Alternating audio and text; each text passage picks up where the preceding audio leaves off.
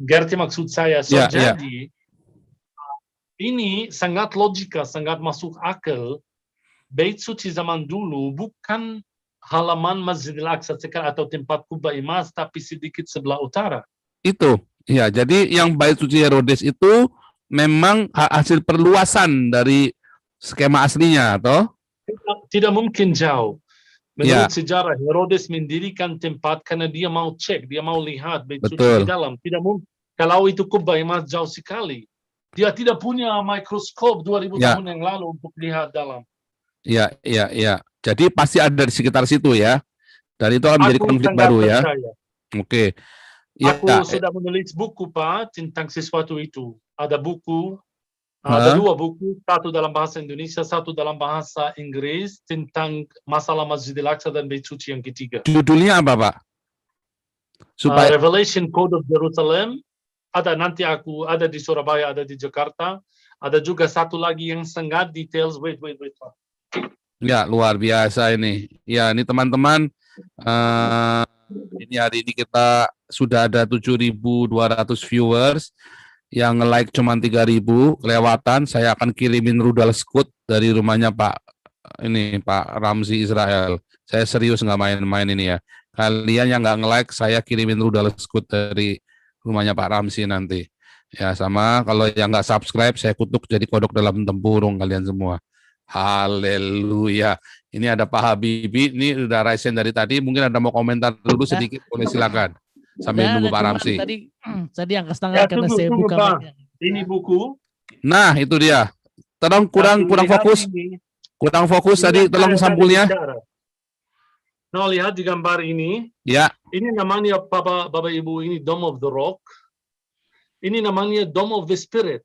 Ya. Tapi ini terbalik, harus ini sini ya, karena pakai so ini Dome of the Spirit, ini tempat ruang Maha Kudus. Maksud saya, kalau mendirikan tembok di sini sebelah utara bisa menjadi bait suci yang ketiga sebelah selatan. Itu adalah Masjidil Aqsa.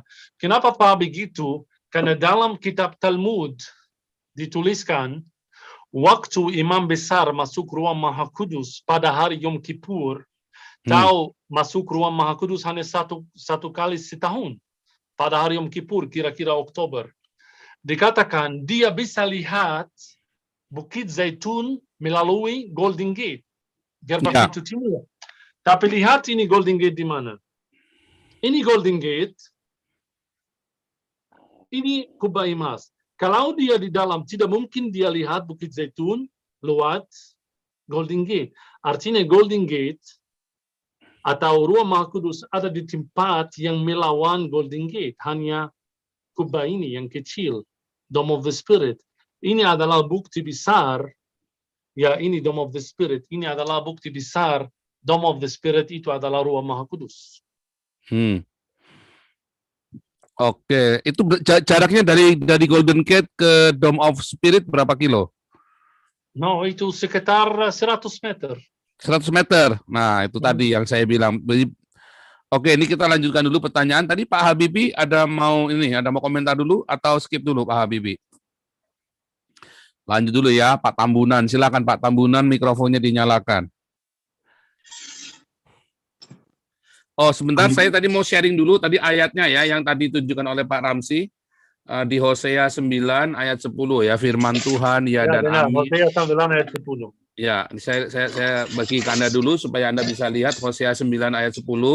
Ini yang kemarin waktu saya debat dengan Ustadz Masihud, mengapa Tuhan Yesus tidak tahu pohon ara tidak berbuah ya. Nah, ini saya bilang itu nubuatan buat Israel. Orang-orang Kristen juga mengetawain saya, ini bodoh nih orang-orang Kristen ini kadang-kadang juga nggak ngerti kalian ya, makanya belajar yang benar. Ini hari ini Pak Ramzi ini lagi cerita yang saya ngajarin ke Ustadz Masihud waktu saya debat tahun lalu ya. Seperti buah-buah anggur di padang gurun aku mendapati Israel dahulu, seperti buah sulung sebagai hasil pertama pohon ara. Aku melihat nenek moyang. Jadi pohon ara itu adalah nenek moyang Israel.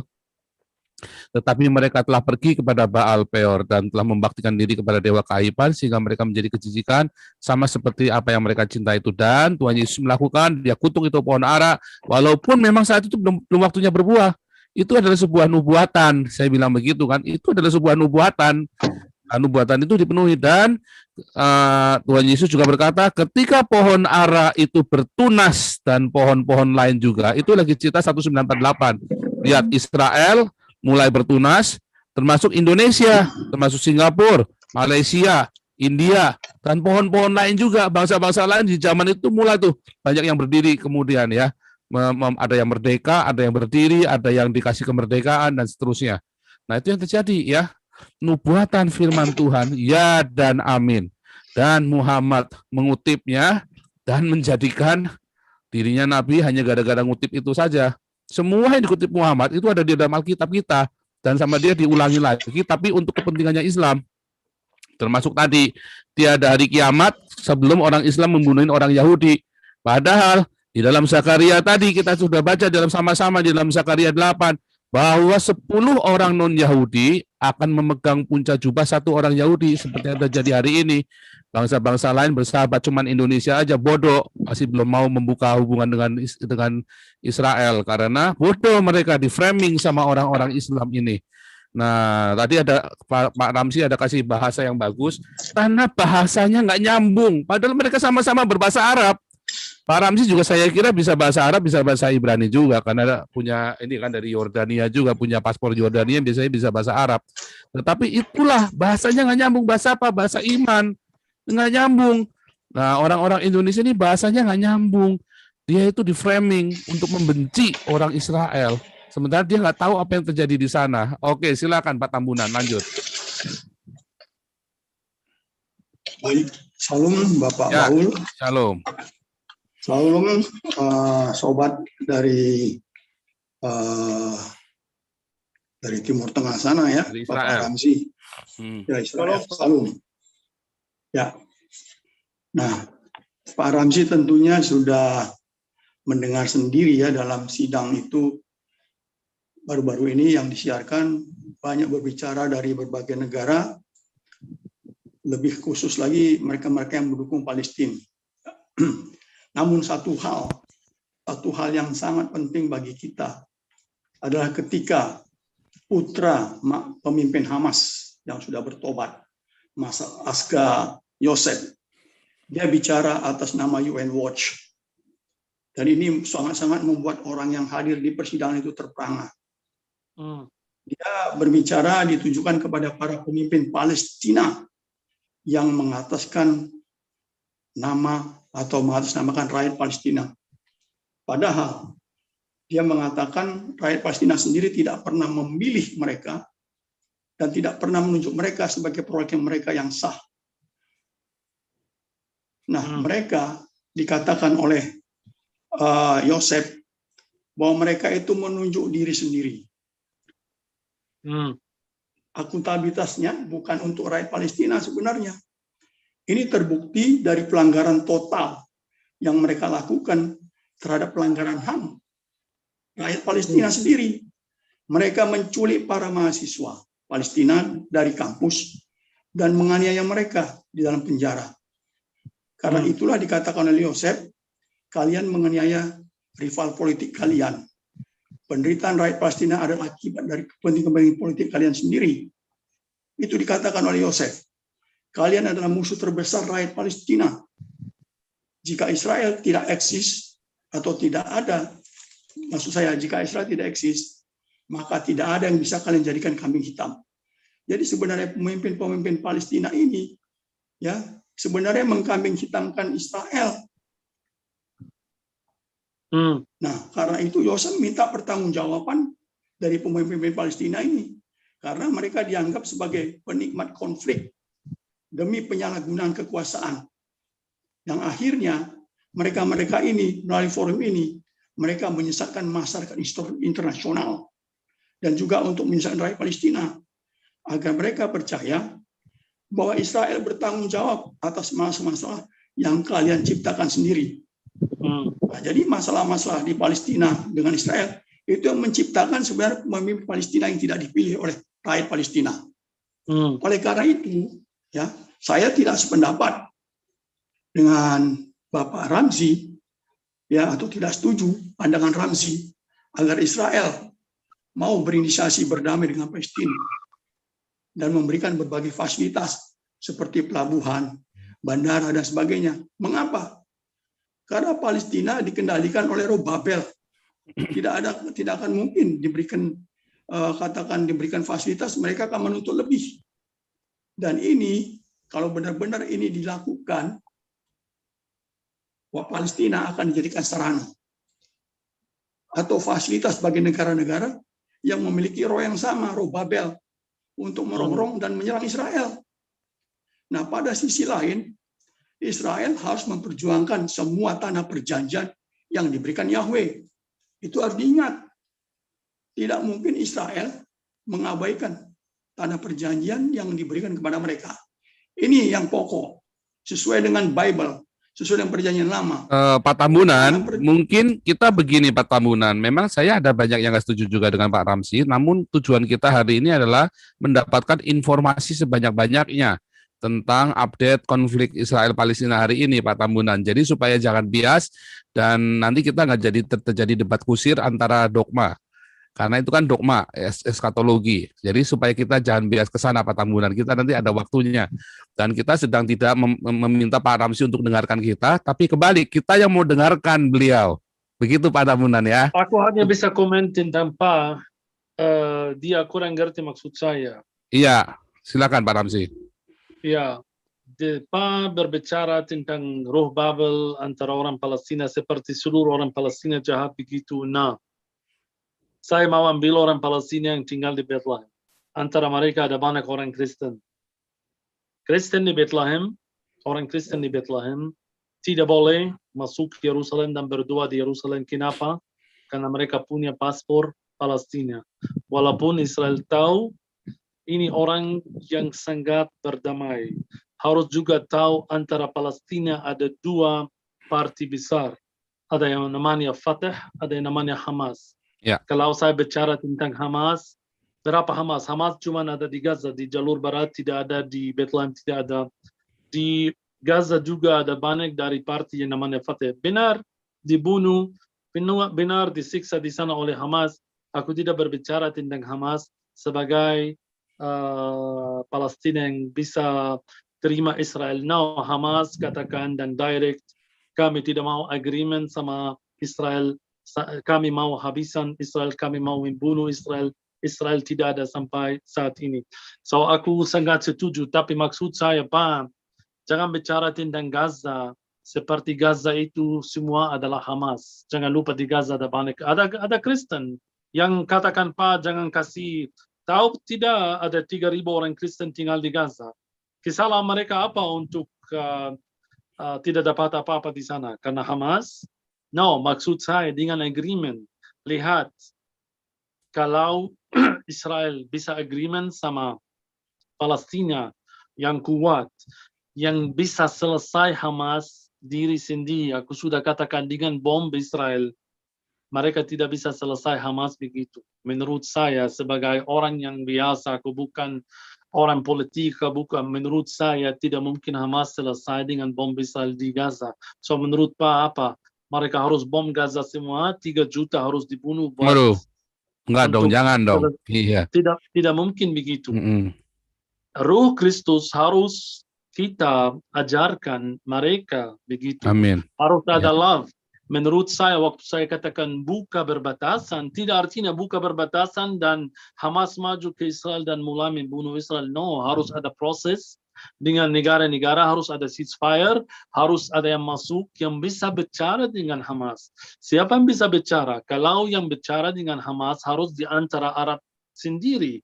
Kenapa sekarang sampai saat ini Presiden Palestina tidak kuat? Israel tidak mau kasih kekuatan ke Presiden Palestina. Menurut ada satu juga Pak, kalau ahli politik tahu tentang politik yang namanya Muhammad Dahlan, dia janji Israel kalau dia bisa dapat kekuatan dari Israel, dia bisa selesai Hamas sendiri. Maksud saya untuk cari sesuatu line bom. Israel sudah coba bom terus, sudah coba bom Gaza terus. Mereka sudah tutup Gaza terus. Tapi sampai kapan? Kami benar sudah bosan, kami mau lihat damai yang benar. So tidak mungkin damai ini Israel bisa dapat dengan closure on Gaza dengan seize on Gaza. Gaza harus dibuka. So kesalahan Hamas, tahu berapa persen di Gaza, Pak? Tidak sampai 5%. So jadi Gaza ditutup, Gaza mati sekarang karena cuma 5%. Kenapa menurut saya, kenapa kami tidak selesai 5% ini dan buka Gaza seperti biasa untuk kasih mereka pelabuhan, kasih mereka bandara, kasih mereka hidup yang biasa. Aku tidak mau mereka menjadi, tapi yang tahu orang Gaza tidak bisa keluar, orang Gaza tidak bisa, bagaimana orang Kristen tinggal di Gaza. Juga, aku juga ada kasihan sama orang Gaza yang Kristen, yang tidak boleh keluar. Kesalahan mereka itu apa? Karena mereka punya paspor Palestina dan karena ada reputasi Hamas di sana. So, bisa konflik ini selesai dengan sesuatu lain bom. Ini maksud saya, tidak artinya, oke, buka berbatasan sekarang. Aku tidak katakan begitu. Aku katakan harus ada agreement, Hamas selesai, mereka ambil weapons dari Hamas, mereka bisa bicara dengan Hamas, pasti kalau ada agreement sama negara Arab, mereka bisa selesai Hamas. Mereka bisa memaksa Hamas. Tapi dengan Israel untuk bom Gaza begini, tidak mungkin selesai. Kita lihat, hari ini mereka berbicara tentang 500 bom mereka bom Hamas di Gaza. Hamas selesai, Israel katakan besok tidak ada Hamas. Lihat, kita harus tunggu sampai besok kalau Hamas selesai tidak. Ini yang saya katakan. So jangan salah paham, Pak. Aku tidak katakan hanya buka berbatasan begitu. Nah, harus ada agreement. Ya, Pak Ramzi, saya mau tanya. Menurut Pak Ramzi sendiri, apa yang bisa menyelesaikan konflik Gaza sama Israel ini? Ini kan konflik yang gila-gilaan. Sementara reputasi Israel di negara Indonesia ini jadi tidak baik karena Gaza selalu bikin video-video propaganda, bahkan ada banyak kumpulin dana, uang dari Indonesia buat dikirim ke Gaza. Pak, yang saya takut sekali, ribut yang di 6 rumah ini, yang di Yerusalem, jadi ribut antara Islam dan Yahudi. Ini yang saya takut. Karena kalau ini sampai Indonesia dan negara lain, itu sangat bahaya buat orang Indonesia. Banyak orang yang bodoh tidak tahu bedanya antara Kristen dan Yahudi. So kalau mereka tidak bisa ke Israel, mereka bisa ke gereja, mereka bisa ke, karena menurut reputasi atau menurut yang mereka tahu, orang Kristen itu sangat dekat sama Yahudi. Ini yang saya takut. So itu menurut saya yang harus tetap itu adalah perang politik, bukan perang agama. Itu yang sangat bahaya. Kalau perang agama itu sangat-sangat bahaya. Aku berharap ada ceasefire antara dua-duanya, dan kalau saya sekali lagi mau katakan, kalau perang ini mau selesai semua, harus dua-duanya ada sacrifice. Dua-duanya harus ada kurban. Israel harus dengar orang Palestina, harus kasih kekuatan ke orang Palestina yang maksud saya seperti Fatah, seperti Presiden Palestina, mereka bisa selesai, mereka bisa bicara sama Hamas, mereka bisa memaksa Hamas. Ya, tapi begini untuk bom dan bom kembali dan ini tidak mungkin selesai. Pada kenyataannya bisa apa enggak, Pak? Itu kan sulit sekali, Pak. Kalau Hamas disuruh mengalah, nggak akan mau lagi, Pak. Mereka sudah tekadnya memang bagaimana? Ulang lagi, Pak. Kalau Hamas disuruh mengalah, saya kira mereka nggak akan mau, karena mereka sudah, walaupun mereka sekarang sudah terpojok, tapi mengingat dari mentalitas mereka yang sudah keras kepala begitu, bahkan negara-negara Arab saja sudah meninggalkan Hamas, malah sekarang mereka lontarkan ratusan rudal ke Israel. Kan orang Hamas dulu yang melempar rudal, bukan orang Israelnya, Pak. Yang melempar batu juga orang Hamas juga. Bagaimana Israel harus mengalah, Pak? No, kalau Hamas sendiri tidak mungkin mereka terima Israel. Aku setuju. Kalau untuk ceasefire masih bisa. Tapi untuk selesai Hamas, maksud saya bisa hanya dengan agreement. Hamas dapat uangnya dari mana? Dari negara Islam. Negara yang lain. Dari negara Islam kayak Indonesia. Persia. Syria dan Persia. Hezbollah. Dari Iran. Dan Persia. Ya. So, Kalau ada negara yang bisa bicara sama Persia, kalau ada agreement, percaya saya, Hamas tidak kuat. Kekuatan Hamas itu dari luar. So kalau Israel dan UN dan Amerika bisa memaksa Persia untuk jangan support Hamas, Hamas akan selesai. So kekuatan Hamas itu dari luar, bukan dalam Gaza. Maksud saya, oke, Hamas tidak mau bicara sama Israel, tidak mau agreement sama Israel, tapi bagaimana kalau kami selesai Hamas dari belakang, muter-muter, tidak usah direct ke Hamas. Ini yang maksud saya. So, kalau dengar, aku mau Bapak Ibu cari yang namanya Muhammad Dahlan. Muhammad Dahlan seorang Palestina. Tahu dia janji Israel bagaimana? Dia tinggal di Emirates sekarang, tidak bisa kembali ke sini karena Israel. Tapi dia janji, kasih saya 1 bulan, kamu akan dengar nama Hamas dalam sejarah, hanya dalam sejarah. Bagaimana? Dia orang Palestina, dia bisa bicara. Orang Israel susah bicara sama Hamas. Agama beda, bahasa beda, background beda, tapi yang bisa bicara sama Hamas, yang bisa memaksa Hamas, dari orang Arab yang Muslim sendiri. Muhammad Dahlan, dia udah siap untuk selesai Hamas. Dia janji 1 bulan, kamu akan dengar nama Hamas dalam buku sejarah. So ini maksud saya. Presiden Palestina, minta maaf, Mahmud Abbas, dia di Ramallah, tidak bisa keluar. Kalau dia mau ke Bethlehem untuk ikut misa Christmas, dia harus dapat izin dari Israel. Kenapa sampai sekarang? Kamu sudah ada agreement Oslo sama orang Palestina. Dan masih sampai sekarang kamu janji untuk kasih mereka sesuatu. Sampai sekarang mereka tidak dapat apa. So maksud saya harus ada juga sacrifice, Pak. Harus ada kurban dari Israel. Kami mau maju. Kami mau dapat seperti kurban antara mereka dan negara Arab. Kenapa bisa sama Emirates? Tidak bisa sama orang Palestina. Kenapa bisa sama Jordania? Dari tahun 94 sampai sekarang tidak ada masalah. Kamu lihat Pak, sudah masuk Israel. Dari Eilat sampai utara, berbatasan Israel dan Jordania, tidak ada satu tentara. Jadi maksudnya Pak Ramzi, kalau Israel bisa pendekatan terhadap Iran, seperti yang kemarin berusaha dilakukan, kan mau kirim air ke Iran itu kan, mau kirim teknologi, membuat air. Tapi terus ditolak sama Iran, toh? Benar. Karena Irannya memang ada, ya?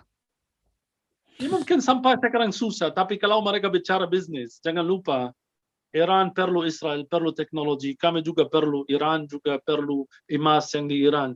So, dua-duanya seperti, kalau Pak bicara 1 tahun yang lalu, antara Emirates dan Israel, kamu lihat, mustahil, tidak mungkin.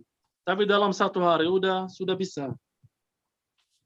Artinya sebenarnya mereka berdua, Iran dengan Israel, memang ada bisnis ya Pak?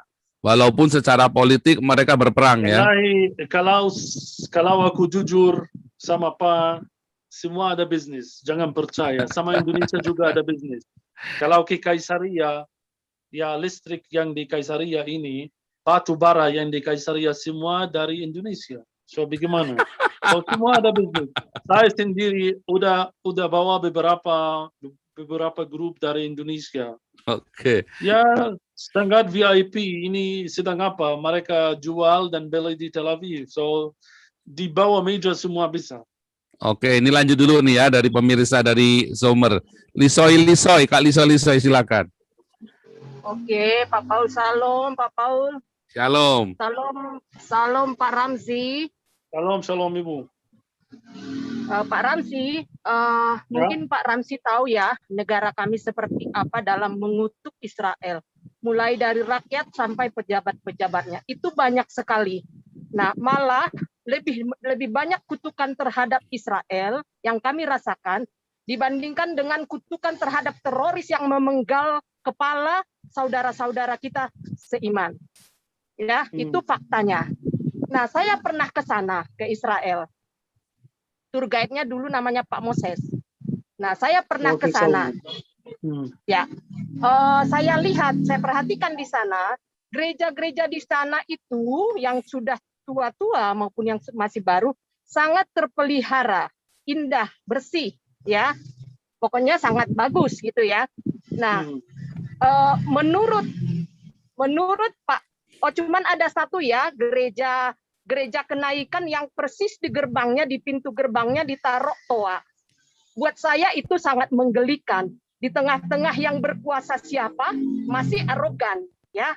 Menurut Bapak nih, lebih aman mana gereja di tengah-tengah orang Israel atau gereja di tengah-tengah orang Islam Arab? Itu yang pertama. Yang kedua, itu jelas. kita sama- Yang pertama pasti kalau di Israel lebih bersih, lebih aman kalau gereja di Israel. Lebih aman pada gereja di Palestina. Yang kedua, terjawab ya. Oh ya, betul. Saya lihat sih begitu. Saya lihat begitu, Pak. Nah, kemudian yang kedua, sebagaimana kita tahu sejarah tanah Israel di dalam Alkitab jelas ada. Dan di kitab Al-Qur'an itu sejarah mengenai tanah Israel bahwa itu milik orang Islam itu tidak ada. Nah, sebagai orang Arab nih, Pak Ramses, sebagai orang Arab, bagaimana pendapat Bapak itu tanah wilayah atau haknya Israel kah atau haknya Arab? Itu aja. Terima kasih Pak Ramses. kalau pertanyaan Ibu tentang sejarah firman Tuhan, sejarah Alkitab bukan sejarah politik, ya. Kalau sejarah firman Tuhan, tidak ada hak buat Arab di sini. Aku juga hafal Quran semua, aku bisa bahasa Arab. Dicari Bapak Ibu dalam Quran, tidak ada nama Yerusalem. So, Yerusalem belum disebut dalam Al-Quran Al-Karim. So, jadi di mana tempat Nabi Muhammad terenggat ke surga, aku tidak tahu sendiri. Itu juga tradisi dalam Islam. So, kalau menurut mata Islam yang pertama atau Nabi Muhammad ada Yerusalem, tidak ada. So Yerusalem menjadi kota suci kemudian zaman Umayyad, bukan zaman Nabi Muhammad, zaman Islam yang pertama. Sejarah Islam dalam tanah suci ini tidak ada. Minta maaf. Ya, walaupun Islam percaya kepada 25.000 nabi, so jadi Nabi Isa, Nabi Musa, Nabi Elia, ya semua adalah nabi dalam Islam. Tapi sejarah Islam fisik di tanah suci tidak ada. Sejarah tanah suci dalam kitab sangat-sangat kaya, sangat penuh. Tanah pilihan, kalau Yerusalem pusat dunia, ibu kota Tuhan di bumi, semua ada. Nama Yerusalem disebut, Ibu, dalam perjanjian lama 667 kali. Dalam perjanjian baru, nama Yerusalem disebut 147 kali. Nama Yerusalem disebut dalam Al-Quran Al-Karim 0 kali, tidak ada. So jadi ini saya sudah jawab. So bagaimana sejarah mereka di sini? Bukan sejarah mereka di Mekah, di daerah Arab Saudi, bukan di Yerusalem. Jadi kenapa Yerusalem suci? Karena mereka mau menjadi atau mereka mungkin cemburu sama Kristen, sama Yahudi. Kenapa mereka punya sejarah banyak di Yerusalem? Kami juga mau punya sejarah banyak Yerusalem. Tapi ini bicara tentang sejarah firman Tuhan. Sekarang sejarah politik. On the ground. Ada apa? Saya tidak bisa tolak banyak orang Muslim tinggal di sini. Katakan, oh kamu tidak ada hak di sini. Rumahnya ada di sini. Sejarahnya ada di sini. Dia lahir di sini. So jadi ini berbicara politik. So antara politik dan sejarah harus juga hati-hati. Sejarah mereka tidak ada di sini. Benar. Tapi mereka lahir sini. So bagaimana? Seperti banyak orang suku Chinese sudah ada di Indonesia. Kalau lihat matanya kamu Chinese, tinggal di Indonesia, tapi dia lahir di Indonesia. Aku tidak bisa katakan kamu orang Chinese harus pergi ke China. Begini. So, sangat-sangat complicated itu.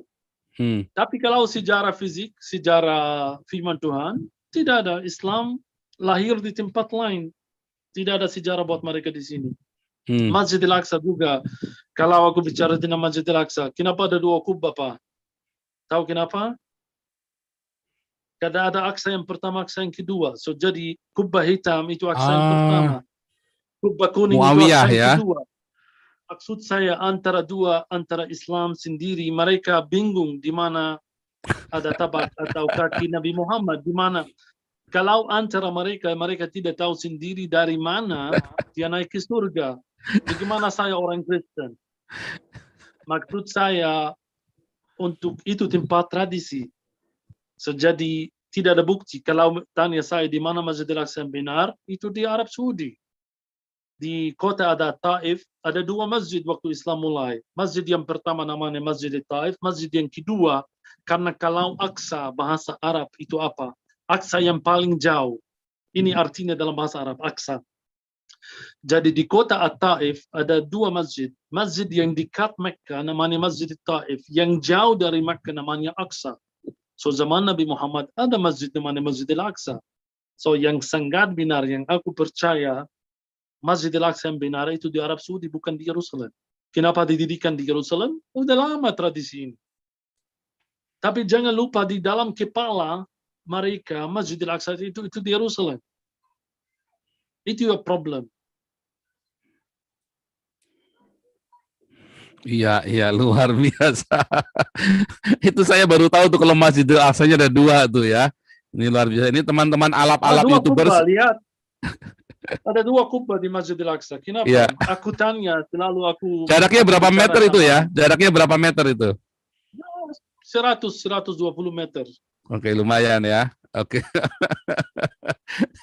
Mungkin zaman dahulu belum ada alat ukurnya kali untuk ngukur seberapa tepatnya itu kan, akurasi altimeternya. Kenapa yang dekat tembok ratapan, kenapa yang dekat gerbang di sana namanya gerbang Samba?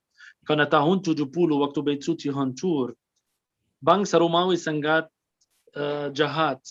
Mereka juga membakar sampah-sampah Yerusalem di sana. Untuk orang Yahudi mau lihat Bait Suci kamu itu tempat samba. So itu juga pertanyaan saya buat saudara saya Muslim, hanya pikir sedikit. Bagaimana Nabi Muhammad teringat ke surga dari tempat samba? Karena waktu Islam datang ke Masjidil Aqsa, halaman itu adalah hanya samba. Kemudian Umar bin Khattab dia tanya Sophronius, di mana tempat Masjidil Aqsa? Dia kurang ngerti. Tahu siapa yang tunjuk Masjidil Aqsa ke Khalifah Umar bin Khattab? Orang Yahudi namanya Ka'b al-Ahbar. Ini cerita Islam, bukan cerita saya. Ka'b al-Ahbar bilang, hey, aku tahu Masjidil Aqsa di mana. Dia membawa Khalifah Umar, dan Khalifah Umar marah karena ada samba. Dia bilang, Nabi kamu pasti teringat ke surga dari sini. Kemudian Khalifah Umar tidak setuju. Dia bilang, aku mau, Khalifah Umar katakan begitu Pak, aku mau mendirikan Masjidil Aqsa di atas Bukit Zaitun. Ka'b al-Ahbar orang Yahudi katakan, jangan gila, tidak boleh. Kenapa? Bagaimana Nabi kamu naik dari tempat kuburan? Karena Bukit Zaitun untuk Yahudi itu sangat najis. Sampai sekarang tidak ada satu keluarga Yahudi tinggal di sana. Kenapa? Karena Bukit Zaitun najis. Karena banyak kuburan. Menurut bilangan pasal 19 ayat 11, firman Tuhan katakan, orang yang kena kepada kuburan menjadi najis selama 7 hari. So jadi buat orang Yahudi, Bukit Zaitun itu najis. Dia katakan, jangan, bagaimana Nabi kamu, Nabi Muhammad teringat ke surga dari tempat najis. Ini tempatnya. Oke, dan Khalifah Umar katakan begitu. Kalau itu tempat kubah emas, karena ruang Maha Kudus, so jadi kalau saya mendirikan masjid di sini, 100 tahun kemudian, Yahudi akan kembali lagi dan hancur masjid saya. Aku lebih pintar. Aku mau mendirikan masjid saya di Masjid Umar Kubah Hitam. So jadi 84 tahun kemudian Khalifah yang lain namanya Marwan bin Abdul Malik, dia katakan begitu, aku tidak takut Yahudi, aku mau mendirikan Masjid Aqsa di tempat yang benar. So yang percaya kepada Khalifah Umar percaya kepada Kubah Hitam, yang percaya kepada Marwan bin Abdul Malik percaya kepada Kubah Kuning. Sampai saat ini antara dua-duanya ada 2 parti, ada yang percaya kepada Kubah Hitam, ada yang percaya kepada Kubah Kuning. So, maksud saya antara mereka tidak tahu. Itu tradisi. Tapi nggak saling bunuh ya Pak, antara penganut Kubah Hitam dengan Kubah Kuning, mereka ada konflik nggak di sana? No, tidak sampai, karena kiblat mereka yang penting itu Mekah. Kalau kiblat mereka itu Kubah Kuning atau hitam, pasti kamu akan lihat bunuh diri. Sampai sekarang tidak ada karena kiblat diganti. Oh, nggak masalah. Yerusalem ke Mekah. So semua harus ikut atau menghadap Mekah untuk doa. Luar biasa ini, luar biasa. Oke, ini baru ya, ini hal baru nih buat kami ini. Oke, ini Pak Wilson dulu, silakan Pak Wilson. Pak Wilson Mahakena. Ya, ini yang nonton 8.000, yang like cuma 4.000, lama-lama gua rudal beneran lo kalian semua lo. Aduh, Halo, di Pak, like dong, maaf. sama di subscribe dong ini. Ya, biar semangat nih Pak Ramzi nih. Kalau nggak mau dikirimin rudal skut sama Pak Ramzi nanti. Oke, Pak Wilson silakan. Halo, Shalom Aleihom. Mana fotonya nih, videonya nih? Lagi gelap, Pak. Aduh, gelap bener nih orangnya nih. Ayo. Ini gelap. Iya dong. Soalnya Pak Ramsinya udah nampak muka, berani cerita begitu. Sekarang kitanya nggak berani. Ayo lanjut. Saya singkat aja untuk pertanyaan untuk Pak Ramzi. Dari tadi kan Hamas, tolong ceritain dong Fatah di sana bagaimana sebelum konflik dan selama konflik, itu aja. Terima kasih. Fatah sekarang diam. Sebelum konflik, Fatah itu luar biasa. Itu parti Palestina yang tidak beragama. Maksud saya Kristen Palestina, Muslim Palestina, mereka ikut dalam Samaria juga, bangsa Samaria juga ikut. So Fatah itu adalah Muslim, Kristen, dan Samaria bersama. Hamas itu yang bahaya, tapi Hamas di Gaza bukan di jalur barat. Fatah sekarang diam, sampai sekarang kami belum dengar apa-apa dari Fatah yang di Ramallah, dari Presiden Palestina. Sampai sekarang kami masih tunggu. Tapi juga kalau mereka katakan Fatah bukan seperti dulu, Fatah tidak kuat sekarang Pak, tidak punya apa-apa. So jadi Presiden Palestina tidak bisa keluar dari Ramallah, harus dapat izin dari Israel. Ya, Fatah itu biasa, tidak kuat seperti dulu. Waktu agreement Oslo. So konflik benar sekarang antara hanya Hamas dan Israel. Fatah tidak ikut. Sebentar. Ya, Pak Wilson nampaknya masih mau lanjut. Pak Wilson, silakan. Enggak apa-apa. Mau terima kasih aja. Terima kasih ya, Pak. Luar biasa. Pak. Oke, bentar lanjut ya Pak Bahari Gosali ya. Silakan Pak Bahari. Mana nih Pak Bahari? Ya, silakan Pak Bahari. Salam Pak Paul, salam Pak Ramses. Ya, shalom. Shalom Pak. Ya, lanjut. Saya mau tanya, kenapa sejak dulu waktu Fatah masih kuat, setiap kali Fatah mau buat agreement dengan Israel, Hamas selalu sabotage, sehingga agreement itu tidak pernah jadi yang matang begitu. Itu aja Pak Ramses. Ya, terima kasih Pak. Itu sama ya, kita mutar-mutar sekitar Hamas dan Fatah. Saya sudah katakan Hamas selalu dan seterusnya selama-lamanya akan melawan Israel. Tidak mungkin ada agreement sama Hamas, tapi bisa ada agreement dengan yang di atas Hamas. Itu yang saya katakan. Hamas itu ekstrim Islam. Mereka mau membunuh selesai Israel. Selalu kalau ada agreement antara Fatah dan Hamas dan Israel, selalu dihancurkan oleh Hamas. Tapi pertanyaan saya, kenapa Hamas kuat? Karena Fatah tidak kuat lagi. Ini yang saya katakan, yang Bapak Ibu mungkin salah paham. Hamas kuat karena tidak ada Fatah lagi. Sekarang tanya orang, siapa yang lebih kuat, Hamas atau Fatah? 99% akan jawab itu adalah Hamas. Kenapa harus begitu? Harus Fatah yang kuat. So, menurut saya harus ada agreement yang kuat dengan Fatah, dengan Presiden Palestina, dan kemudian lihat Hamas mulai turun pelan-pelan. Ini yang saya sudah katakan. Maksudnya Fatah itu tidak kuat lagi karena memang nggak ada, atau karena kalah dengan Hamas, atau ada masalah apa nih? Fatah ini kenapa tiba-tiba hilang? Kan kalau Fatah ini yang membuat ada perdamaian, kayak dulu si Yasser Arafat kan bisa berdamai, sempat ada kejahatan yang cukup lama gara-gara si Yasser ini, toh? Itu masalah Oslo Agreement. Oslo Agreement ada beberapa kondisi, ada beberapa korban yang dari dua-duanya, tapi Israel tidak melakukan lanjut. Kalau Israel janji di Oslo Agreement tidak ada settlement atau settlement baru di jalur barat, ya hanya mereka melakukan apa? Mereka keluar dari Gaza waktu itu, tapi mereka atau tetap janji yang mereka tetap waktu Oslo Agreement mereka tidak melakukan. Sampai sekarang masih ada settlement, sampai sekarang masih ada banyak. Mereka juga janji harus ada agreement buat orang Palestina yang namanya refugees. Aku tidak katakan refugees harus kembali, tidak mungkin. Kembali bagaimana? Tapi sampai sekarang mereka masih tinggal di refugee camp di Lebanon, di Syria, di Jordan. So at least kalau kasih mereka uang atau saya tidak tahu mungkin pindah negara ke Kanada atau yang lain. So jadi masalah Fatah sekarang tidak kuat karena mereka tidak dapat apa-apa dari Israel. Orang Palestina tidak kuat, tentara tahu Pak, lihat orang Palestina tidak kuat sekarang, mereka tidak punya apa-apa. Bagaimana ada polis tanpa weapon, tanpa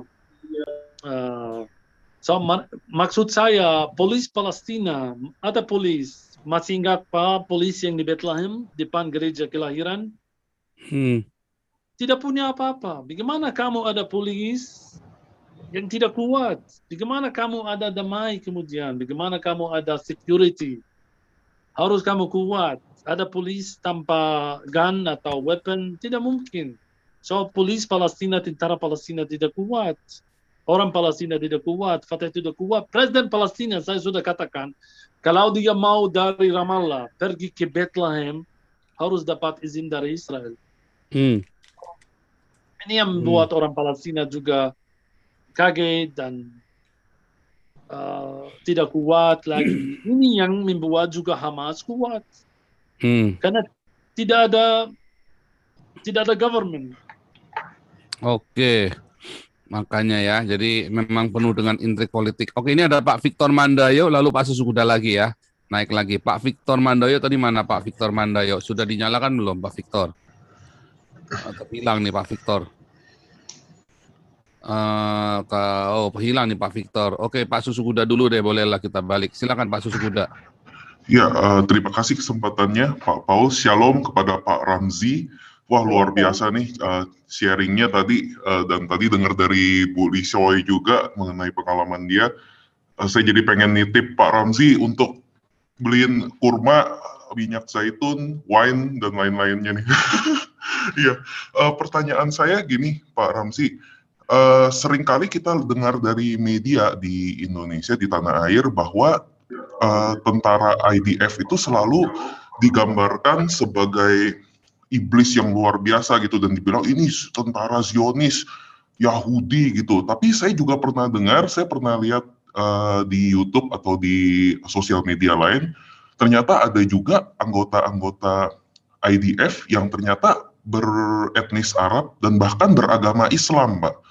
Kayak misalnya ada satu figur yang namanya Muhammad Kabia, itu kan suka diinterview ya, Muhammad Kabia, Bapak tahu ya, yang suka diinterview itu, dia kan benar-benar orang Arab dan beragama Islam gitu. Dan saya juga pernah dengar kalau di daerah utara Israel, kalau nggak salah di Kiryat Shemona ya namanya ya, kalau nggak salah di sana tuh banyak sekali yang menghadap ke Syria, banyak sekali tentara-tentara IDF yang beretnis Druze juga, di mana itu Muslim juga gitu. Nah, pertanyaan saya, sebenarnya berapa persen sih dari tentara-tentara IDF atau kepolisian di Israel tuh yang beretnis Arab dan terutama yang beragama Islam gitu, dan bagaimana mereka bisa mengkonsiliasikan tugas mereka sebagai tentara IDF untuk melindungi Israel, tapi juga secara bersamaan mereka kan beragama Islam, jadi pasti ada rasa was-was gitu ya, wah saya harus menembak Hamas yang mempunyai ideologi yang ya saudara seagama apa gimana ya, apakah ada konflik-konflik seperti itu di mereka gitu. Mungkin itu aja Pak Ramzi pertanyaan saya, terima kasih. Ya Papa yang bilang itu namanya IDF, Israel Defense Force. Israel Defense Force itu luar biasa. Dari keluarga saya juga sendiri ada di IDF juga, di mana-mana ada IDF. Ya ini mungkin luar biasa. Terima kasih Pak untuk katakan tentara IDF itu bukan Yahudi, itu tentara Israel.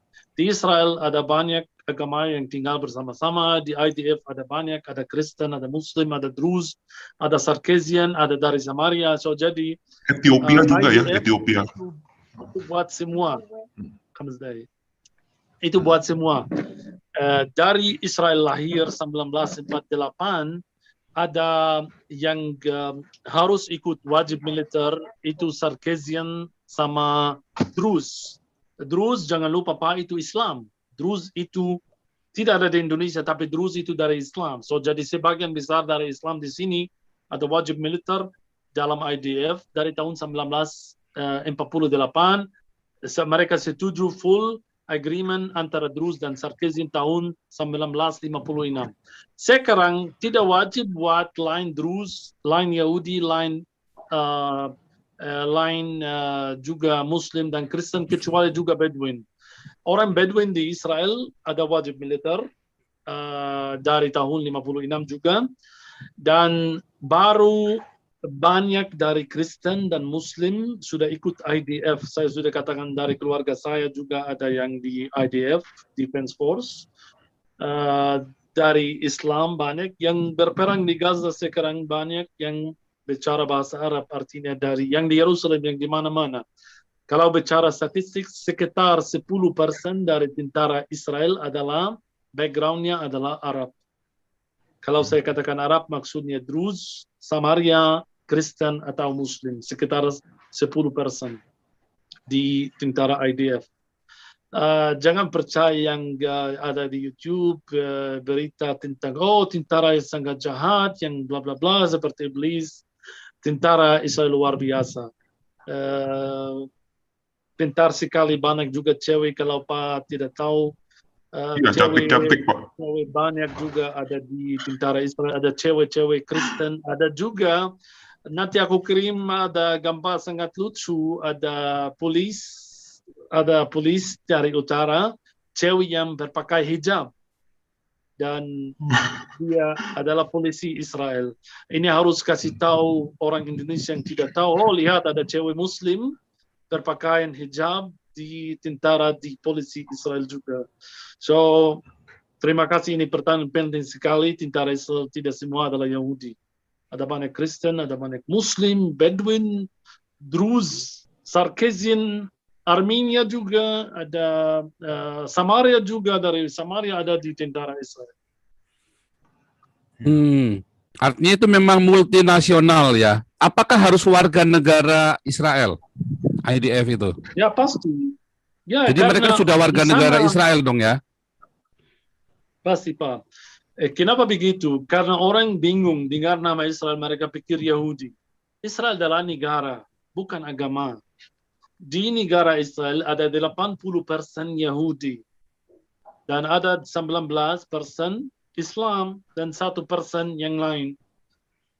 Maksud saya, ini 19% Islam yang di Israel itu adalah warga negara Israel, punya paspor Israel. Mereka adalah Israel Islam. Ini yang saya sudah katakan. Ada ibu yang katakan, masih ada waktu di Israel, ada guide namanya Moshe. Ibu tahu Moshe itu adalah Arab Yahudi dari Irak.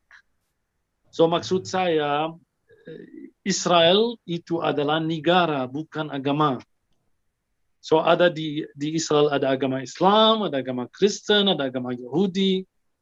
Begini Pak.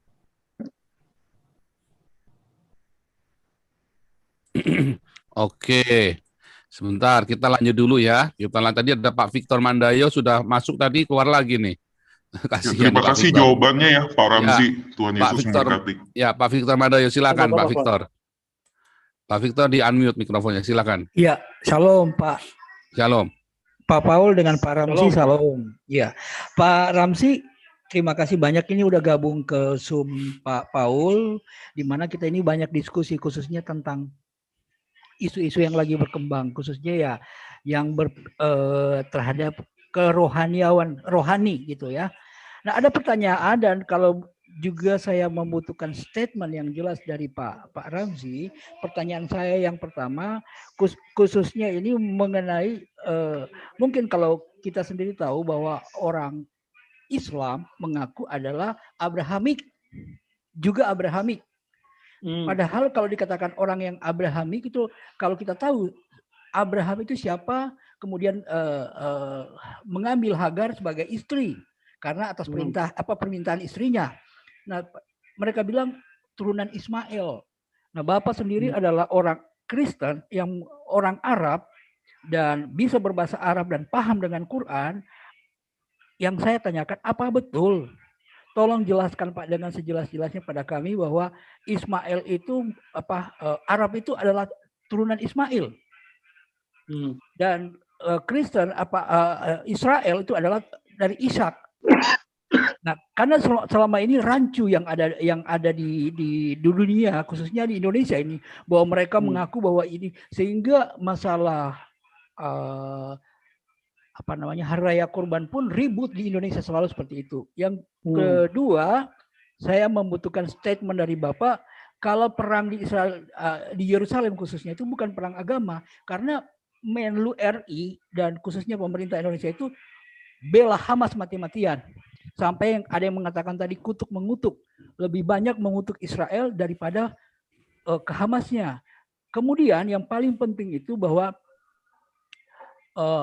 dari pihak Muslim, khususnya bukan Muslimnya tapi teroris yang berafiliasi dengan ISIS dan sebagainya, melakukan pembunuhan terhadap orang Kristen yang ada di Indonesia, itu merupakan balas dendam mereka karena mereka tidak bisa mencapai Israel, mereka melakukan kepada kami orang-orang Kristen yang ada di Indonesia, Pak. Itu terjadi di wilayah saya. Jadi statement yang itu yang saya butuhkan, bahwa itu bukan perang agama, dan pemerintah juga jangan terlalu menekan bahwa membela Palestina dengan ini dengan mengeluarkan dana yang enggak kecil, Pak. Termasuk ada pembangunan rumah sakit di sana. Padahal di Indonesia sendiri sangat membutuhkan rumah sakit, Pak. Jadi sok kaya keluar, padahal dalam negeri sendiri hancur gitu, Pak ya. Makasih banyak, Pak.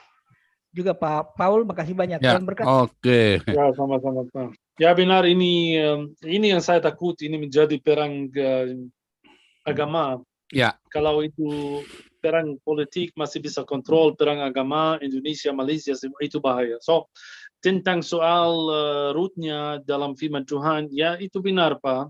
Kalau kami sama Yahudi, maksud saya Kristen sama Yahudi, kami adalah keturunan Ishak, tapi saudara kita Muslim itu keturunan Ismail, itu di Kejadian pasal 16. So tapi kalau juga ini banyak pertanyaan tentang orang Arab keturunan siapa.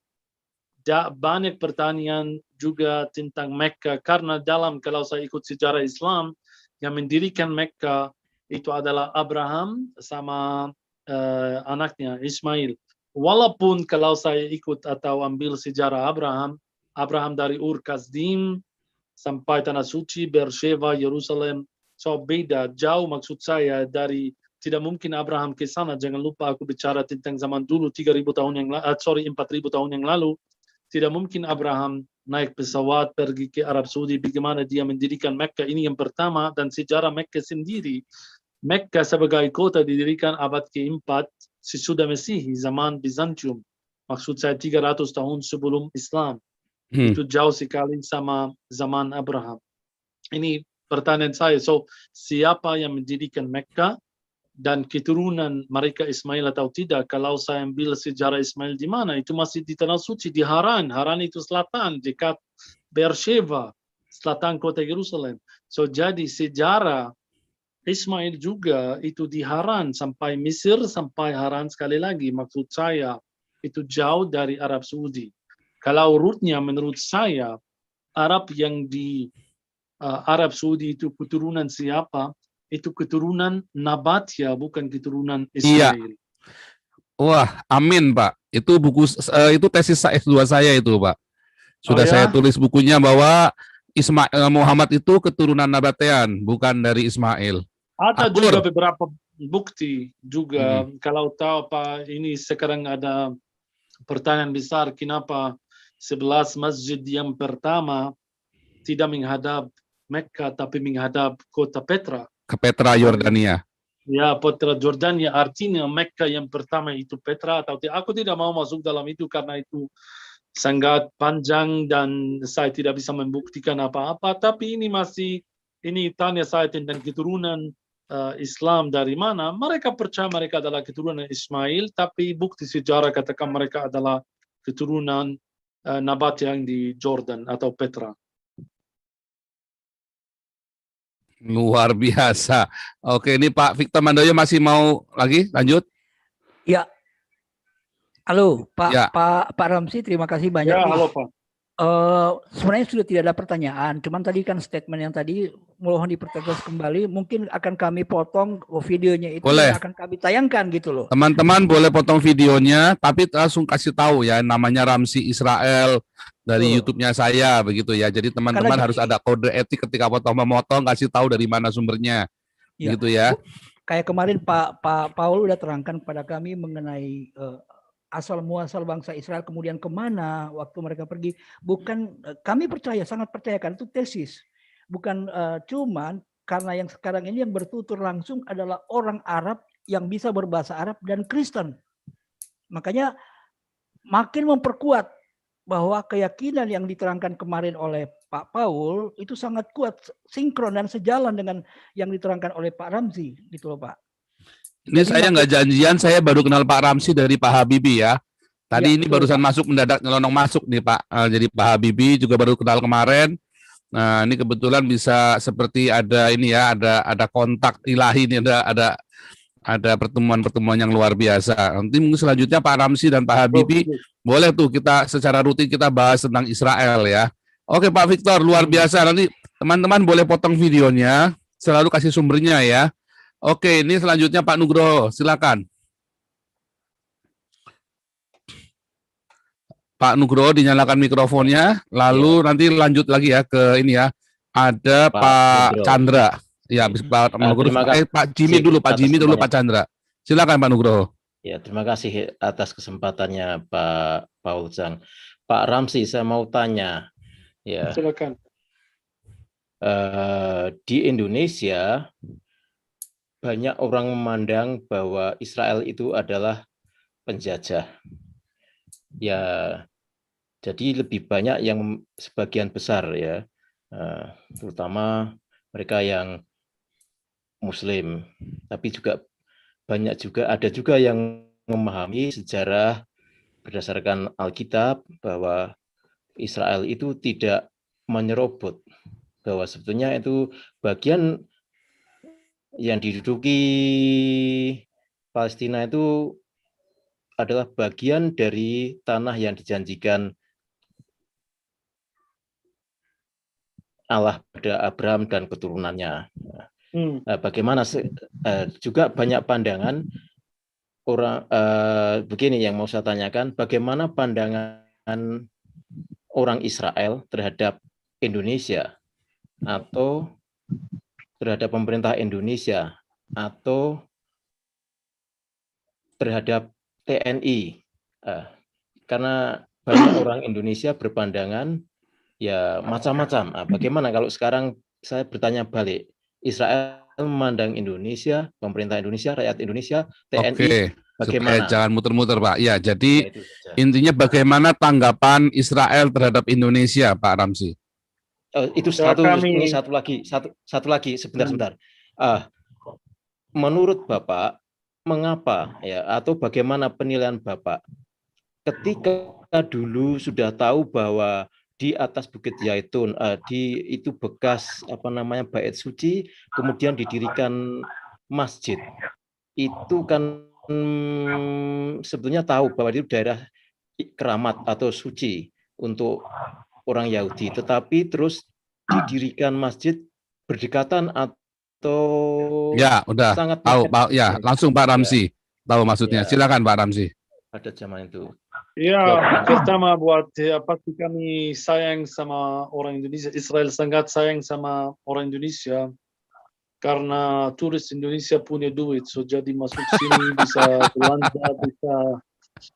Jadi untuk hubungan sama Indonesia, kalau Indonesia maju, Pak Jokowi maju untuk berdamai sama Israel, pasti kami akan berdamai, tidak ada apa-apa. Kami juga suka pergi ke Bali, suka masuk Indonesia, suka punya juga bisnis di Indonesia, dan Indonesia bisa masuk sini seperti negara lain.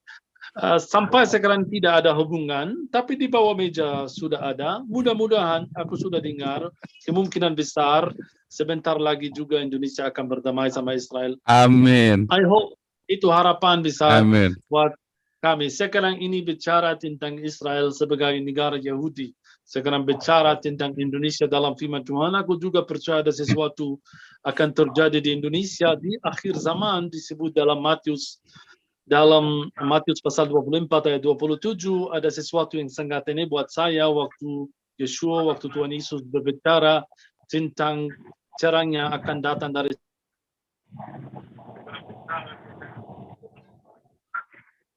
sebentar ini. Ya, lanjut Pak Ramzi. Sebentar Pak Ramzi. Sebentar, ini ada ke-mute lagi nih.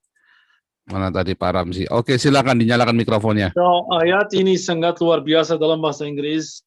Katakan, the lightning will come from the east. So, jadi kalau kami di sebelah barat, firman Tuhan katakan, the lightning of Israel will come from the east.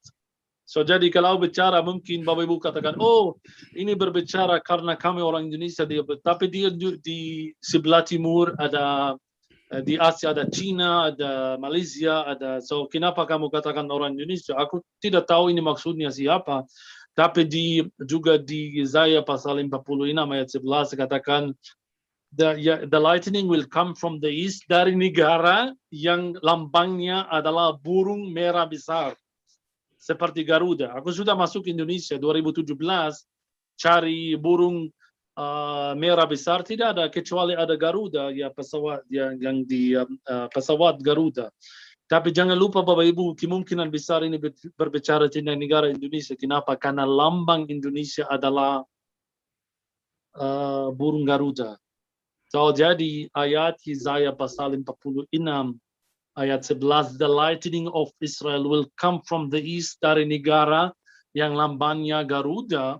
Itu kemungkinan dari, maksud saya di mata orang Israel yang percaya, yang ahli Taurat, yang ikut firman Tuhan, menurut mereka, atau banyak sekali menurut mereka itu dari orang Indonesia, dari negara Indonesia. So Indonesia itu pasti ada sesuatu dengan Israel, aku percaya.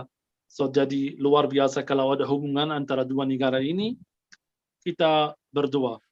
Pertanyaan yang kedua tentang Masjid Al-Aqsa, aku lupa itu apa.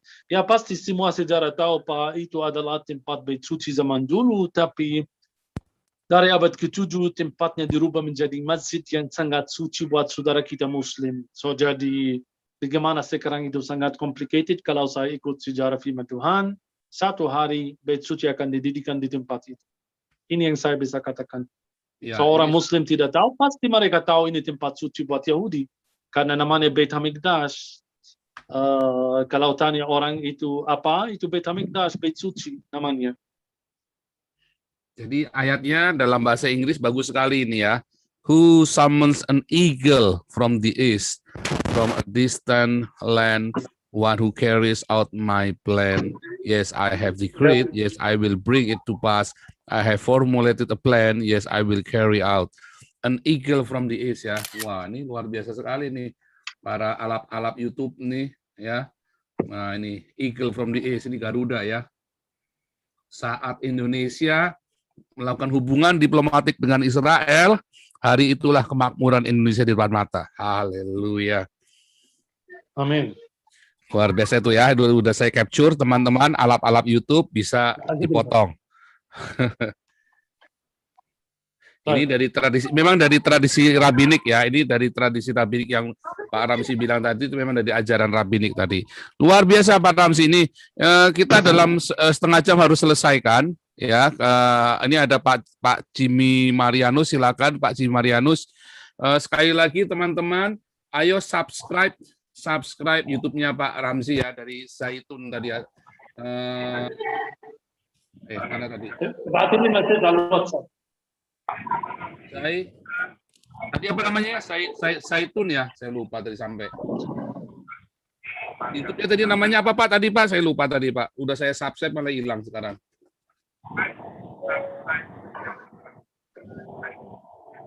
Ya, silakan Pak Jimmy. Salam Pak Paul, salam Pak Ramzi, salam semua. Gini Salam, Pak, Pak. sekarang konflik yang terjadi ini kan konflik antara Palestina dengan Israel masalah Yerusalem Pak. Jadi kalau kita lihat di Alkitab, versi Alkitabnya itu kan Allah sudah menyerahkan. Jadi kalau kita baca dalam Yosua 13 itu dikatakan ketika Yosua sudah tua ada beberapa tanah yang belum diduduki mereka. Termasuk 5 kota raja-raja Israel. Dan di situ dikatakan, Tuhan berkatakan bahwa dia akan menghalau mereka dan Tuhan berkata pada Yosua supaya membuang undi kepada suku Israel yang sudah setengah lagi. Dan kita tengok kalau di dalam Yosua 15 bahwa termasuk Gaza pun itu sudah menjadi bagian tanah orang Yesus, Pak. Dan kemudian kalau di dalam versi Al-Qur'annya, kalau kita lihat di surah 5, surah Al-Maidah, ayat yang 20 dan 21, itu dikatakan juga bahwa Allah sudah memberikan kepada kaumnya Musa. Pak Jimmy suaranya berisik sekali di belakang Pak Jimmy. Suaranya antara di belakang dengan Pak Jimmy sudah nggak karu-karuan ini, nggak kedengaran. Bisa pindah tempat, bisa pindah posisi nggak? Coba Pak ya, sebentar Pak. Jadi yang ditanyakan apa nggak jelas, saya sendiri nggak bisa dengar itu. Halo Pak. Ya, silakan. Jadi gini Pak, kalau kita lihat di dalam versi Alkitab, itu kan ketika di dalam Yosua 13 dikatakan bahwa ketika Yosua sudah tua, ada beberapa kota di tanah Kanaan yang belum diduduki mereka, termasuk di antaranya 5 kota, kota di Filistin, termasuk di antaranya Gaza, Pak. Jadi di situ Tuhan berfirman kepada Yosua bahwa Tuhan akan menghalau kota-kota itu juga dan akan diberikan kepada mereka. Dan Tuhan berkata kepada Yosua supaya itu dibuang undi kepada suku Israel yang sudah setengah lagi. Dan kalau kita lihat di Yosua 15 bahwa itu kota termasuk Gaza juga Pak, itu sudah termasuk bagian daripada tanah Yehuda. Dan kalau kita lihat di Al-Quran di surah 5, surah Al-Maidah, di ayat yang 20 dan 21 dikatakan bahwa Allah sendiri juga sudah memberikan kepada kaumnya Musa. Kaumnya Musa itu siapa? Israel. Jadi Filistin itu pun kalau menurut kita dalam Al-Quran sudah termasuk bagiannya daripada Israel. Gimana menurut Bapak itu? Terima kasih. Ya. Jelaskah Pak Ramzi? Aku belum paham maksudnya apa. Please, pertanyaan apa? Tentang Gaza, aku dengar nama Gaza, 5 kota Palestina yang lain. Ya, itu kan bagian dari Israel. Mengapa dibiarkan saja? Harusnya itu haknya Israel, Gaza itu. Gaza itu, ya menurut firman Tuhan itu setelah kalau itu didirikan oleh suku Palestina yang dalam kitab, suku Palestina sudah kembali. Tapi pertanyaan Pak ini, kalau suku Palestina itu orang Palestina, bukan. Beda, nama Palestina atau yang namanya Palestina ini hanya didirikan tahun 135 oleh Kaisar Hadrian. Setelah Hadrian diambil Yerusalem dirubah menjadi Alia Capitolina. Nama Judea dirubah menjadi Palestina. Kenapa? Dia cari dalam firman Tuhan, dia sudah ketemu ada satu suku yang selalu melawan suku-suku Israel. So jadi dia namanya tanah suci ini Palestina. Waktu Ratu Helena datang abad ke-4, dia namanya Israel Palestina Sekunda. Waktu orang Islam datang Palestina. So ini bagaimana nama Palestina? Jangan bingung antara suku Palestina yang dalam kitab yang mendirikan kota Gaza dan suku Palestina yang ada di Bethlehem sekarang. Menurut suku Palestina yang ada di Bethlehem, mereka adalah keturunan Kanaan, bukan keturunan Palestina yang dalam kitab. Palestina artinya Felesto.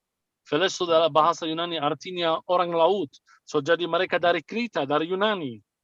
Mereka datang tinggal di sini, tapi setelah perang-perang Alkitab mereka sudah kembali ke Eropa. So keturunan Palestina sekarang atau hari ini adalah di Yunani, bukan di Israel. Itu beda Pak. So jangan bingung antara politik dan sejarah. Ya. Orang Gaza sekarang adalah Palestina. Palestina dari mana? Bukan Palestina yang dalam kitab, beda. Itu rata-rata dari mana itu Pak? dari orang-orang Filipina sekarang ini, kalau menurut pemahaman Pak Ramzi? Kalau menurut saya, orang Kristen Palestina yang ada di Israel sekarang, mereka adalah keturunan Yahudi atau Samaria. Banyak juga keturunan Samaria. Tapi kalau Islam, Pak, tahu berapa negara, berapa bangsa menaklukkan Tanah Suci? 52 bangsa. So banyak tahu. Saya sudah ketemu di negara Jordan, keluarga saya ada di Jordan, tapi Muslim. Bagaimana? So, mereka dari mana? Banyak Islam, aslinya Kristen, banyak Islam, aslinya Samaria. Banyak yang ganti karena takut, banyak yang pindah agama, banyak yang keluar, banyak yang menikah. Susah sekali untuk berbicara. Tapi kalau bicara umum, orang Palestina katakan mereka atau kami adalah keturunan Kanaan. Kanaan yang sebelum Yeshua bin Nun. Walaupun juga tidak ada bukti mereka adalah keturunan Kanaan atau keturunan bangsa Israel atau bangsa Islam. Jangan lupa abad ke-7 bangsa Islam masuk, banyak yang pindah agama, banyak yang takut, banyak yang menikah, banyak yang susah sekali untuk berbicara darahnya dari mana. Orang Yahudi juga, kalau saya ikut firman Tuhan, Yahudi asli, apa artinya? Harus dari ibu dan papa Yahudi. Tidak boleh ada Yahudi campur. Kalau saya ambil Yahudi sekarang, bisa ketemu satu Yahudi asli 100%? Tidak mungkin. Karena pasti darahnya campur dengan orang asing. So, susah untuk bicara tentang firman Tuhan dan katakan, wow, harus terjadi 2000 tahun yang kemudian seperti hari ini. Sangat susah, Pak. Iya, memang rata-rata sudah bercampur, walaupun tetap ada, tapi memang susah, ada tapi susah. Ya memang karena sudah 2000 tahun ke generasi campuran itu. Namun kalau di Eropa sendiri tempat saya tinggal, orang-orang Yahudi yang begitu ibunya bukan orang Yahudi, dia tidak boleh masuk ke sinagog yang ultra ortodoks. Harus masuknya sinagog liberal, Pak. Saya sendiri kalau pergi ke sinagog sebulan sekali, saya perginya yang ke liberal. Karena saya kan orang Tionghoa kan, orang keturunan Cina. Jadi tentu saja walaupun saya disunat tapi tetap nggak bisa masuk ke yang ortodok, nggak boleh. Kecuali ada hari khusus mereka buka, itu boleh kita masuk tapi sebagai tamu. Benar. Oke, luar biasa ini. Oke nih Pak ini ya. Pak Chandra silakan Pak Chandra, lalu Pak Gajah Sakti, lalu kita akhiri ya. Pak Chandra silakan di unmute. Mana Pak Chandra tadi? Silakan di unmute mikrofonnya. Pak Chandra. Halo. Iya, malam Pak. Langsung. Ya, lalu Pak Gajah Sakti, lalu kita selesaikan. Ya. Oke, baik Pak. Saya mau tanya Pak, itu Palestina dapat uang untuk beli ribuan rudal itu dari mana? Dan siapa penyumbang terbesarnya? Dan juga saya pernah melihat video, itu ada pesta para petinggi Hamas. Apakah mereka kaya-kaya, para petinggi Hamas? Ya, Hamas sangat kaya. Dapat uang dari Persia, aku sudah katakan, dari luar negeri. So, jadi Persia yang support dan membantu Hamas. Pasti Hamas, kalau lihat anaknya Ismail Haniyah, semua mereka belajar di mana? Di Oxford, di Eropa, di sini, di Amerika, sangat-sangat kaya mereka. Kalau orang Palestina dapat uang dari mana itu? Karena ada otoritas Palestina, belum ada negara. Menurut Oslo Agreement, harus ada otoritas dulu, kemudian ada negara Palestina. Setelah Yasser Arafat meninggal, so berhenti Oslo Agreement karena susah sekali ibu kota Palestina di mana. Oke, ini cerita lain. Tapi sampai saat ini ada yang namanya otoritas Palestina. Kalau otoritas belum ada negara, so harus ada bantuan dari luar. Waktu Oslo Agreement siapa yang bantu? Itu yang namanya EU atau Eropa. So sekarang Eropa yang bayar buat Palestina, buat gaji, buat upah, buat polisi, buat tentara, buat semua. Itu dibayar oleh Eropa, negara Jerman, Prancis, Italia, semua. Eropa yang bayar buat Fatah, Persia yang bayar buat Hamas. Termasuk uang pajak saya itu, Pak.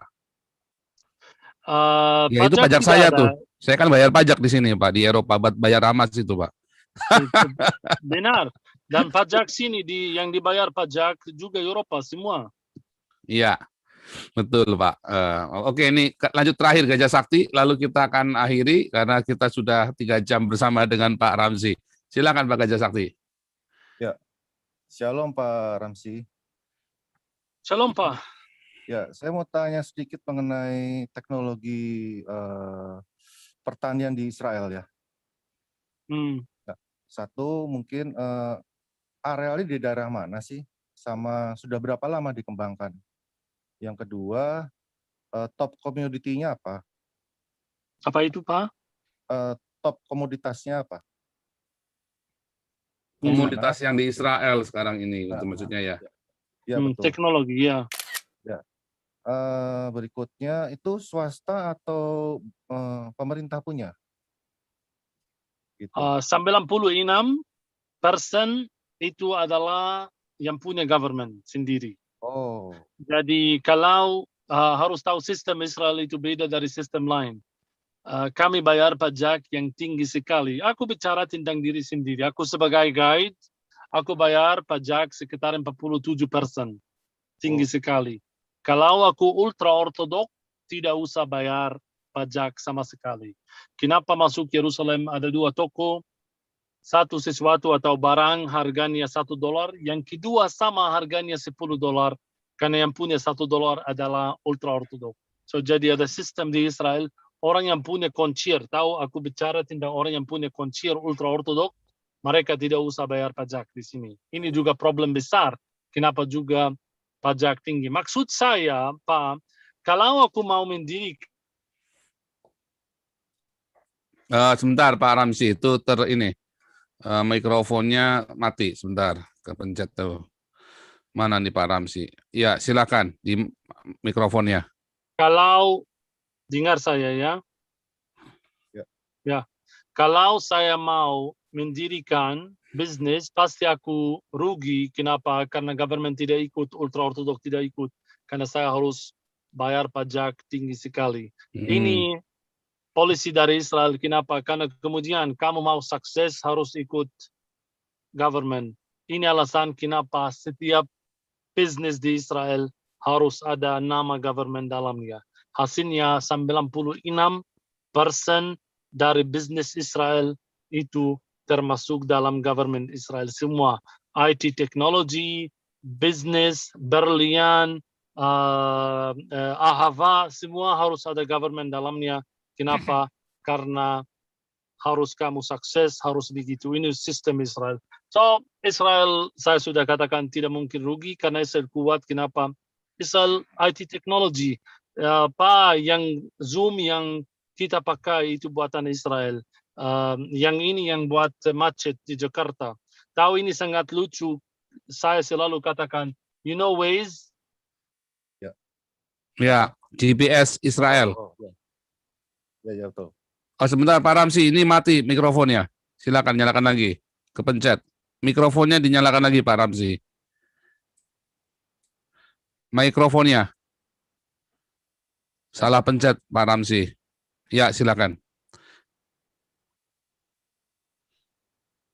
Dengar Pak? Ya. Saya sudah katakan lucu sekali. Kami orang Israel tidak tahu apa artinya Waze, tidak pakai Waze. Ya, GPS itu ya. Ya, GPS. Walaupun itu buatan kami tidak pakai. Orang lain yang pakai. Kenapa? Karena tidak ada macet di sini. Buat apa aku pakai Waze? So, Israel sangat pintar, sangat luar biasa. Teknologi Israel semua luar biasa. Jadi Israel sudah kaya tahu tentang kursi roda tahun lalu. Sudah keluar dari Israel ini. Sudah kami tahu juga sekarang senjata yang ada GPS atasnya itu juga teknologi Israel, Expo Tel Aviv. Jadi luar biasa Israel, sangat luar biasa. Ini pasti diberkati Tuhan. Aku mau katakan sebelum kita selesai, jangan takut sama kutuk Israel, jangan takut sama kutuk gereja. Firman Tuhan katakan, yang mengutuk Israel dikutuk Tuhan. Benar, yang mengutuk Israel selalu dikutuk dan Israel maju terus. So, yang mengutuk Israel, kutuknya menjadi berkat buat kami, orang Israel. Amin. Luar biasa. Oke, kita harus sudahi acara kita karena sudah jam 10 menit lagi jam 12. Mungkin Pak Habibie ada mau kasih ini Pak speech sedikit Pak Habibie. Silakan Ya, Pak Habibie. Hanya Silakan. terima kasih kepada Bro Ramsi sudah bersedia, tadi saya WA langsung dia oke. Mudah-mudahan nanti setelah Corona kita bisa ketemu di Yerusalem, Bro Ramsi. Amin Pak Kasdin. Ya, Oke. Bro Ramsi kapan kalau ke Eropa bisa call saya ya. Ya, Nanti ya. saya nomor handphonenya saya kasih ke Pak Habibie, nomor handphone saya, nomor WhatsApp saya. Pak Habibie tadi sudah saya japri nomor WhatsApp saya. Jadi Oke, baik, kita memang rencana ada bikin Bible study di Israel Ya. buat tahun depan. Nanti saya akan kontak Bro Ramsi juga. Nanti Pak kasih alamatmu ke Pak Kasdin, aku kirim buku juga. Oke. Dua buku, yang bahasa Indonesia, yang bahasa Inggris. Bagus sekali detailnya Luar tentang akhir biasa. zaman. Ya. Ya, siap Pak Ramsi. Bro Ramsi. Nanti Bro Ramsi boleh nanti kita bisa promokan juga bukunya di YouTube kita di sini untuk jadi merchandise. Jadi teman-teman bisa membeli lewat YouTube kita. Nanti kasih tahu bukunya ke kita. Terus di Jakarta atau di Surabaya kemarin saya tadi dengar ada ininya ya, ada apa namanya, ada stoknya. Nanti kita bisa umumkan di YouTube supaya teman-teman bisa beli bukunya. Atau bukunya tadi di bawah nggak, sempat di bawah nggak? Atau ada di website atau di mana bukunya, judulnya apa Pak Ramsi? No, bukan di website Pak, ada di office di Jakarta, ada di Surabaya, ada dua. Judulnya office. apa bukunya? Mati, sebentar. Ini mati lagi mikrofonnya, kepencet rupanya. Sebentar, mana tadi? Kok hilang ini? Sebentar, mati mikrofonnya, mati Bro Ramsi. Mana nih Bro Ramsinya kok hilang? Oh iya, mikrofonnya dinyalakan. Ya, ada di Jakarta, ada di Surabaya. Itu Judul office. bukunya Nanti aku apa? kasih tahu Pak Kasdin bagaimana. Judul bukunya apa? Revelation Code of Jerusalem namanya. Revelation Code of Jerusalem. Yang kedua namanya The Golden Codes of His Second Return. Revelation Codes of Jerusalem. Belum ada di websitenya ya? No, belum. Aku tidak ada di website. Aku hanya ada. Aku bikin buku ini bukan buat jual, bukan buat bisnis, tapi buat manfaat dan orang yang bisa, yang hanya yang mau belajar tentang firman Tuhan. Ya, nanti besok ini sayang sekali kalau tadi bisa, ini bukunya nggak dibawa ya, bisa kita nanti ini supaya bisa dipromosikan, jadi bisa. Nanti aku bawa, nanti aku kirim Pak. Ya, nanti saya promosikan tiap hari juga supaya bisa teman-teman bisa mendapatkan, karena tadi nampaknya cukup bagus. Oke, Bapak Ibu, saya harus pergi sekarang. Saya Ya, tunggu terima anak kasih saya. Pak Ramsi Israel. Ya, Adonai Elohim menyertaimu, memberkatimu, luar biasa. Oke, Pak Habibie kembali, silakan. Ya, Goodbye. Good syukran. night. Terima kasih banyak. Bye. Makasih ya, makasih Pak Ramsi, Tuhan berkati ya. Tuhan memberkati semua. Oke ya. Siap. Kembali Pak Nabi, silakan. Ya, Pak Habibie luar biasa buat tamunya kita malam ini. Pak Habibie boleh tutup di dalam doa, sekalian berdoa buat Israel, buat supaya ada shalom Tuhan di Israel, juga di Papua dan di Poso, dan juga untuk saudara-saudara kita di NTT. Silakan Pak Habibie, sebentar harus saya nyalakan dulu mikrofonnya, tadi mati ya. Sebentar Pak Habibie, mana tadi? Ya, silakan di-unmute mikrofonnya. Ya, mari kita berdoa. Bapa di surga, kami mengucap syukur buat kesempatan yang indah ini. Ini adalah wadah yang luar biasa di mana kami bisa Tuhan memberikan kesempatan untuk mencerahkan banyak orang sehingga mereka tidak menduga-duga tentang kebenaran-kebenaran yang ada, tetapi dengan telinga mereka sendiri menyaksikan bahwa kebenaran adalah kebenaran dari Tuhan. Terima kasih untuk kesempatan ini, biar seluruh orang yang mendengar channel ini mereka dapat mengerti dan mengetahui bahwa tidak ada jalan keselamatan yang datang dari siapapun selain daripada Tuhan Yesus Kristus Allah kami yang hidup. Terima kasih buat Bro Ramsi yang sudah bersedia tadi. Kiranya Tuhan memberkati istri, anak-anak mereka yang ada di Yerusalem. Berkati juga Pak Paul dan keluarga dan semua kami yang ada di sini. Biarlah kiranya roh semangat yang menyala, yang terkobar hari ini tetap menyala, sehingga kami dapat terus bisa berjalan mewartakan kebenaran sesuai dengan firman Tuhan. Dalam nama Yesus kami berdoa dan mengucap syukur. Haleluya. Saudara, kita akan menerima berkat dari Tuhan Yesus, apapun iman Anda, kepercayaan Anda, agama Anda. Tapi kalau engkau percaya, engkau akan menerima berkat Tuhan ini. Yebareka Adonai Weis mereka, Tuhan Yesus memberkati engkau dan memelihara engkau. Ya Adonai Penel Elkawihuneka, Tuhan Yesus menyinari engkau dengan wajahnya dan memberi engkau kasih karunia-Nya. Di dalam nama Tuhannya Wanes, Tuhannya Sabelian, Tuhannya Trinitarian, Tuhannya Saksi Yehova yang kami kenal, di dalam nama Yesus Kristus satu-satunya Adonai, Kurios kami, majikan kami, penguasa kami, dan juru selamat kami. Amin. Saudara, jangan lupa besok jam 6 sore kita masih update Israel bersama dengan Hadassah Indonesia, Monique Reikers, wartawan Deutsche Welle, ya, wartawan media Jerman, dan akan tentu ini lebih seru karena termasuk perang-perangnya, gambar-gambar perangnya, tentu kita akan hadirkan juga. Kalau tadi kita dari perspektif rakyat dari orang-orang Israel sendiri, pandangan, besok kita dari perspektif wartawan.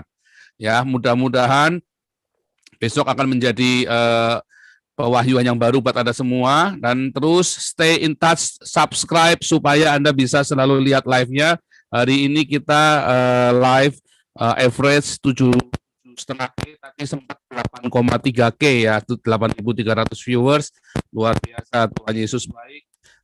Teman-teman semuanya, sebentar, ini ya, teman-teman semuanya sudah bisa menyalakan mikrofonnya. Sengaja saya matikan. Viralkan seviral-viralnya. Luar biasa, Pak Habibie, Pak Hendro, dan Pak Hawe, dan semuanya. Sekali lagi, terima kasih. Tuhan Yesus. Lagi Pak. Pagi ada doa fajar ya, jam 5 pagi doa fajar. Biasa. Semuanya. Jangan lupa viralkan, di subscribe, di like, dan viralkan. Haleluya. Pak Habibie, tadi saya ada kirim nomor WhatsApp saya di live chatnya Pak Habibie ya. Oke. Ya, Pak Habibie. Oke, sudah ya. God bless you semua.